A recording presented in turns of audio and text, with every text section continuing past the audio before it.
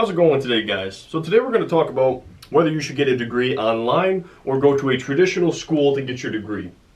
So basically, online degrees have become more common in the recent years. I would say over the last 5 years they've really become more common, especially among friends of mine that I know who are either partially taking classes online or taking classes completely online to the point where they don't even have to show up to a school for any days during the week. So some students go to a traditional brick and mortar school full time, some students take classes online full time, and then some students take classes both. So basically they'll do some classes online and do some classes at the school, and that can be a good strategy as well to kind of free up your schedule a little bit, especially if you have to commute a long distance to get to school. So one of the most common misconceptions about online degrees, and I think this is getting better with time as they're becoming more common, but I think at first a lot of people looked down on them and said, oh, if you get an online degree, you're not getting as good of an education as you would if you went to a traditional school. But basically, an Excelsior College study found that 83% of CEOs and executives interviewed said an online degree is just as credible as a traditional degree. So right now, 83% of CEOs, which is the majority, see them as equal, and I think as they become more common, that number is going to get even higher. I would even in some cases argue that an online degree might be better because they're able to update the course faster, so the information might be more current. I also know that with online degrees, you usually learn a lot more because it's a much more fast-paced class environment, and you don't have to worry about things like with traditional schools. If you're in an area that has a lot of bad weather, you might lose days due to snow, and I know in my case when I was in college, if we had a snow day, it was just like we just never covered that material. They said read about it in the book, and it's still going to be on the test, but it's up to you to learn it yourself. So when you don't have to worry about that, having snow days and having to basically cram stuff in, I think you will learn more in some cases getting a degree online because you don't have to worry about things like inclement weather or anything like that. Now, the main factor of whether or not a degree is credible is whether or not the school is accredited. And what accredited means is officially recognized or authorized. So the main factor that people look at isn't whether or not the degree is online or from a traditional school, it's whether it's from an accredited school. So make sure when you're looking at what school you're going to, make sure you do your research on that school.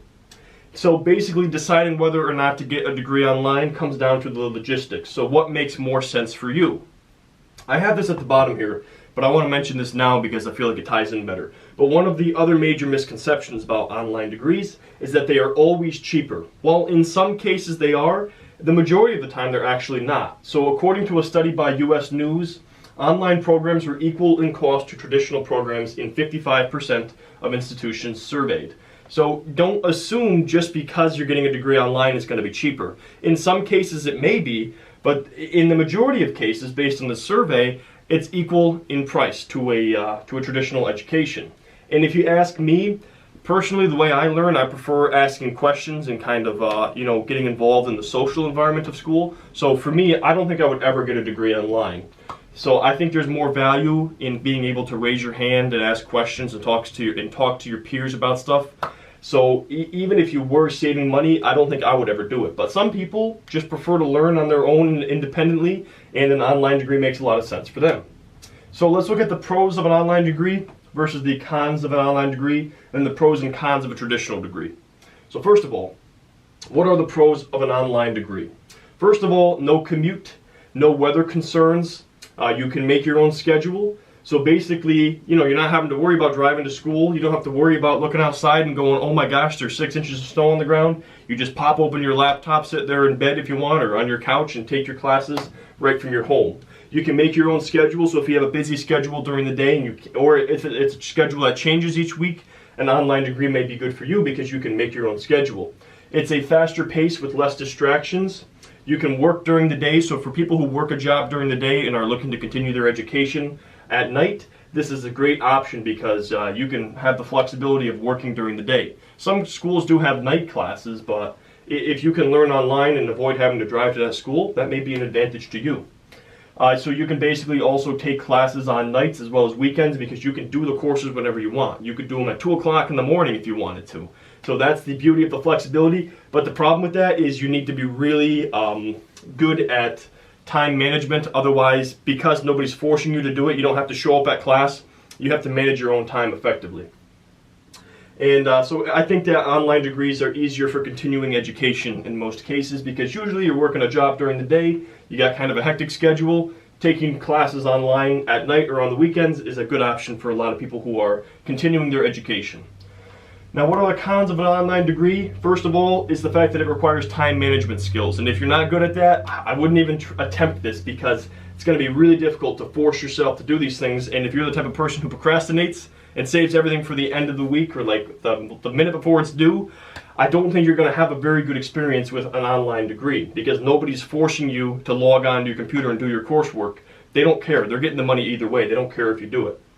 It may be more difficult to get help or ask questions. I know a lot of them have forums and stuff where you can talk to other people who are doing the classes or reach out to instructors, but it's definitely more difficult than just raising your hand or talking to one of your friends or going up to the professor at the end of the class. There's more book work and reading involved because it is independent learning. And then material is generally more rigorous and in-depth because they're able to cover more material because there's less distractions. So for somebody who wants to learn the most about a topic, an online degree is probably a good option. But for somebody who's not good at time management skills, probably not your best option. Okay, so now the pros and cons of a traditional degree. First of all, the pros, the major one is the experience of the campus life and the college experience. So if you really are interested in that college life, you want to go live on campus and enjoy that social aspect of it, by all means, go get a traditional degree and get that experience, because I never did. I never lived on campus. A lot of people did, and they really enjoyed it. It was a great time. They met great friends during that time period of their life. So if that's something that you want to do, you should seriously do that, because it's something that you only can do now in most cases. You can't, wait 10 years and then go back to school and go live on campus. It just wouldn't be the same. So if it's something you want to do, go do it. There's also the ability to get involved with school clubs as well as sports and the social environment. So if that's something you like doing, is working with other groups of people in clubs or doing sports, that's something that the option is available with a traditional degree when you're going to a brick and mortar school, and obviously that's not an option with an online degree. There's also the advantage of having peers to work with and the ability to ask questions, and then also networking opportunities. So you meet a lot of great people in school, and you may not have that opportunity with an online degree because you're not talking to people face to face. Now, the cons of a traditional degree, it is more time consuming, especially if you consider the fact that you have to have your commute to get there. There's also a possibility for gaps in your schedule, and I had a huge problem with this. I mean, it wasn't bad because I used the gaps in my schedule to do my homework and stuff, but I had a 4-day-a-week schedule because I had a long commute, and on Mondays alone I had a 3-hour gap, so I had to get there at 8 o'clock, from 8 to 9 for my first class, then I was off from 9 to 12, and then I had classes all the way from 12 to 6. So that was like a 10-hour day with a 3-hour gap in the morning, so that was kind of a crappy schedule.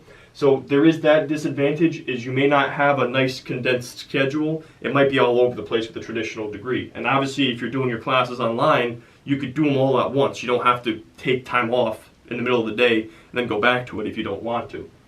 The other thing too is that commute, so you have to consider how much it's going to cost you for gas as well as wear and tear on your vehicle. You also are probably going to have to either bring food or buy lunch while you're there, so that's another cost to consider. And then there's weather concerns.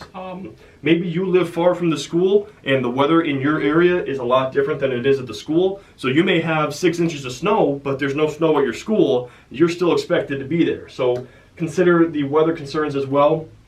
And then the fact that most traditional degrees are daytime hours, unless they have night classes available.